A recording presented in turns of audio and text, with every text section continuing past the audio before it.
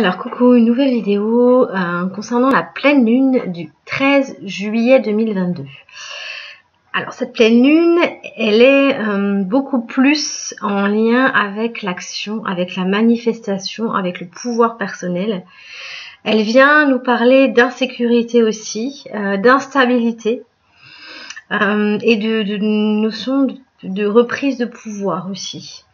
Alors, avec cette pleine lune, on est prêt à prendre enfin la responsabilité de qui on est, notre propre responsabilité envers nous-mêmes, comment on prend soin de soi. On en avait parlé au niveau de la nouvelle lune fin juin, qui était effectivement le moment d'intériorité, d'aller voir à l'intérieur. Là, maintenant, ça y est, on s'est nourri de tout ce que cette nouvelle lune est venue nous montrer, et maintenant, on va pouvoir manifester en fait toutes ces intentions qui ont été visualisées au niveau de la nouvelle lune.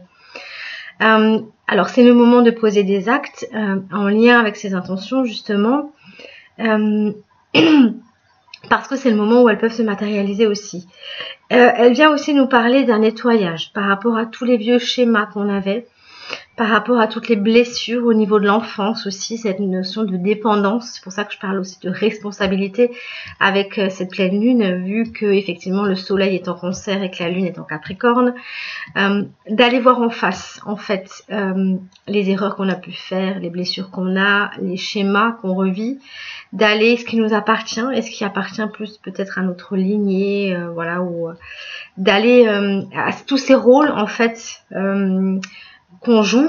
Est-ce que ces rôles sont encore juste aujourd'hui? Donc on est encore dans ce soleil en cancer qui vient aussi parler de nettoyer toutes ces mémoires. Et cette pleine lune, c'est vraiment le bon moment pour le faire. Elle vient aussi nous aider à grandir par rapport à la relation à l'autre, par rapport à cette dépendance à l'autre, ce besoin de l'autre. Peut-être cet effet miroir aussi, d'aller voir finalement qu'est-ce que je recherche chez l'autre et de comprendre que si je le vois chez l'autre, c'est que je l'ai chez moi et que je peux peut-être trouver ça en moi. Sinon, je ne le verrai pas chez l'autre, alors que ce soit en positif ou que ce soit en négatif. Il y a une nouvelle compréhension. Donc, quand je parle de responsabilité, effectivement, comme il y a cet effet miroir de moi et de l'autre, finalement, ce que je vois chez l'autre, c'est des choses que soit je ne veux pas, que j'ai chez moi mais que je ne veux pas voir, ou que je n'arrive pas à contacter, ou qui est profondément peut-être inconscient. Mais tout ça, c'est pour grandir et pour pouvoir améliorer la relation à l'autre aussi. D'abord la relation avec moi-même et ensuite la relation avec l'autre. Et à comprendre aussi l'autre, une fois que je me suis mieux comprise moi, de quel est mon besoin, qu'est-ce que j'attends de l'autre, et de voir que peut-être ce que j'attends de l'autre, je peux peut-être me l'octroyer d'abord, aller le chercher chez moi pour du coup comprendre mes attentes par rapport à l'autre. Il y a une notion d'échange aussi, d'échange avec l'autre, à comprendre, pour nous amener vers plus d'autonomie et vers plus d'indépendance. Le but, c'est de cheminer avec l'autre. C'est pas d'être comblé par l'autre. En fait, il n'y a que moi qui peux me combler. Tout ça, ça vient de l'intérieur.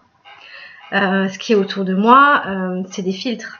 C'est des filtres qui viennent nous montrer qui je suis.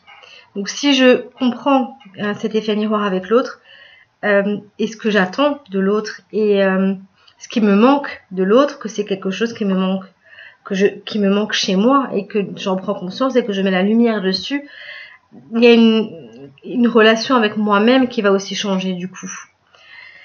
Il y a une guérison en fait derrière cette pleine lune. Il y a une conscience, voilà, que je suis capable de m'apporter des choses. Et une compréhension de l'autre aussi. Tout est relié en fait. Il y a une notion de guérison de l'enfant intérieur. J'insiste sur cette notion de dépendance à l'autre, d'aller voir en soi. Qu'est-ce que je ne m'amène pas? Pourquoi je cherche de la douceur chez l'autre? Et ce que j'attends de l'autre, cette douceur que j'attends de l'autre, c'est peut-être une douceur que je ne m'apporte pas moi-même. Et si je comprends ça, alors je vais poser des actes pour m'amener cette douceur à moi-même, et du coup je vais moins la chercher chez l'autre. Voilà, c'est un petit exemple. me faire du bien, ça me permettra de pouvoir faire du bien à l'autre, et faire du bien à l'autre me permettra de me faire du bien. Il y a cet échange aussi entre moi et l'autre. Alors, dans les relations de couple, dans les relations de travail, dans les relations, dans les associations, ça vient parler dans pas mal de domaines, mais c'est toujours en lien avec l'autre.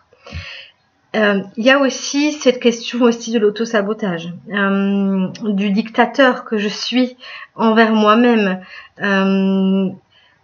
Comment est-ce que je peux être, comment je peux poser des actes qui sont durs envers moi-même, et quelles attentes j'ai envers moi-même pour aller mettre la lumière dessus et m'amener plus de douceur toujours. Et comprendre en fait que finalement je suis mon propre ennemi. Donc, une fois que j'ai compris ça, que j'ai mis la conscience dessus, ben voilà, je vais avoir des actes beaucoup plus sincères envers moi, beaucoup plus responsables, beaucoup plus doux, et du coup, je n'aurai plus besoin de chercher à l'extérieur ce que je vais m'apporter à l'intérieur. Voilà. Je vous souhaite à tous une belle pleine lune, de belles compréhensions, une belle lumière, une belle conscientisation. Et puis à bientôt. Merci.